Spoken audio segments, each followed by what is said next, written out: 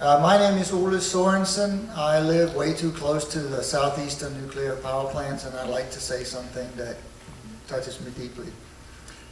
Nuclear power, no thanks. Nuclear power is not the way that we want to go. When I consider the potential of the human experience and the energy that we have to create and the enormous capacity that we have for love, then I do have hope for the future. But when I consider the madness of nuclear power and its deadly waste, then I feel my core shaking, my heart is pounding, and my eyes start watering, and my hope fades. Nuclear power? No thanks. When I consider our current approach to nuclear power, then I have a very difficult time understanding how we got to this place of denial and deceit. How could we so blatantly disregard our responsibility for ourselves and the future? What happened to the respect that we owe those who came before us? And what happened to the respect for those who will inherit this place after us? Nuclear power? No thanks. My frustration and embarrassment can take me to the deepest pits of despair, only to find myself with no other choice than recharging my glimmers of hope and climb back up to the edge of sanity. It's in the world of sanity that we must get together and let the responsibility for the future generation be our guiding principle.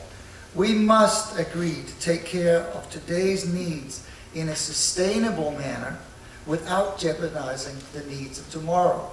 Nuclear power? No thanks. I implore you, the NRC, the enablers of madness, to give us a chance to redeem ourselves as a species and seriously consider the wise guiding principle of love and respect when deciding what we leave behind for millennia to come. I cannot look my children in the eyes and say, hey, I'm sorry, that was the best we could do, you deal with it. It is just not acceptable. Nuclear power? No thanks.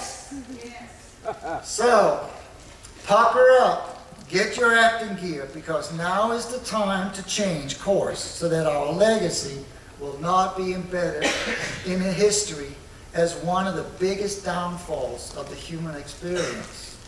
Let us change the age of stupid into the age of courage. Be aware that your decisions will affect thousands of generations to come, and that now is your big chance to make amends. And let our children know that you did have a heart and that you did do your absolute best for humanity. I implore you, my dearest fearful regulators, to please reconsider your role in allowing this nuclear madness to continue, and please make a stand for the people. Support us in saying,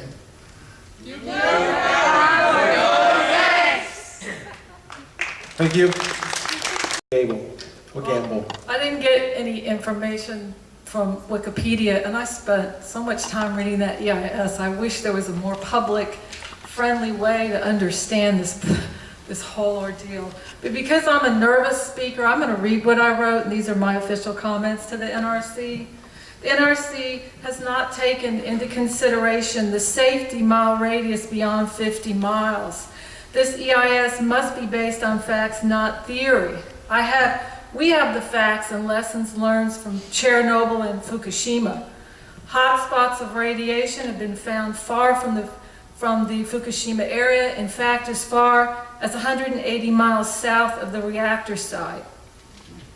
This follows the same trend as Chernobyl, where the initial 30-kilometer evacuation zone has become known as the dead zone.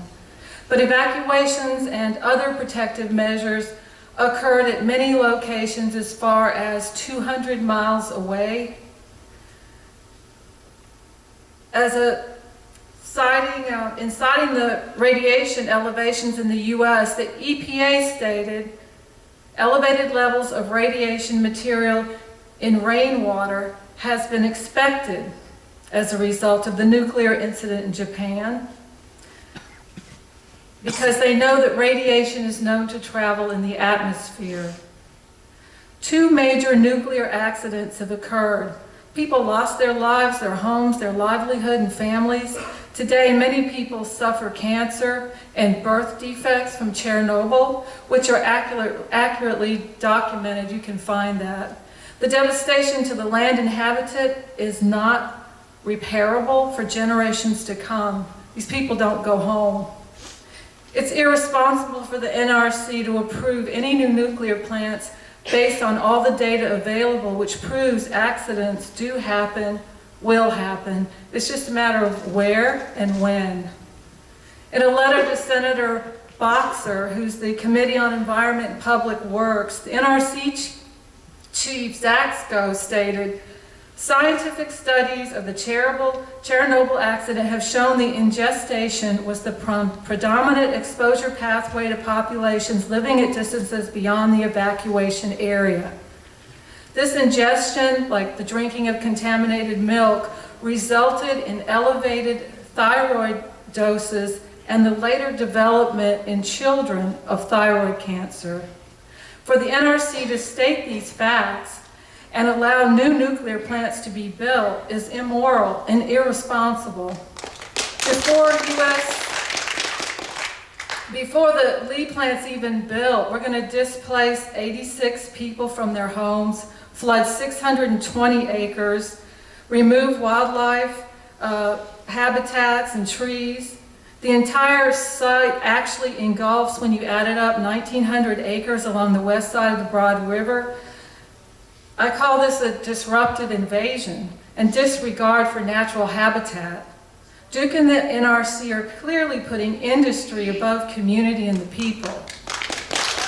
Representative Markey, who's on the Natural Resource Committee, stands behind an NRC staff report from Dr. John Ma, who warned that this actual AP reactor they're talking about, if it's subjected to any kind of force, it's going to break like a glass cup. So here's the NRC getting this information, questioning Westinghouse about it 1 month, and the next month they're on a fast track to approve the reactor. That to me is irresponsible, and it's confusing for someone who's trying to follow the facts, because 1 minute, I mean, it's really hard to trust what the NRC is doing. Because they haven't asked for any design changes or seen any. It seems like this new reactor, we're guinea pigs to it. And they want to put this in 14 sites and 14 reactors in 5 different states or 5 different sites. As a mother and a grandmother and a giver of life, I would never gamble a child's life or a future health. I wish the NRC, Duke Energy, Toshiba, Westinghouse could open their hearts as well. Please consider what you're doing here. Nuclear power does kill. That's a fact. We need not replace carbon dioxide with plutonium. I want to point out that these things we have on here, we didn't invent.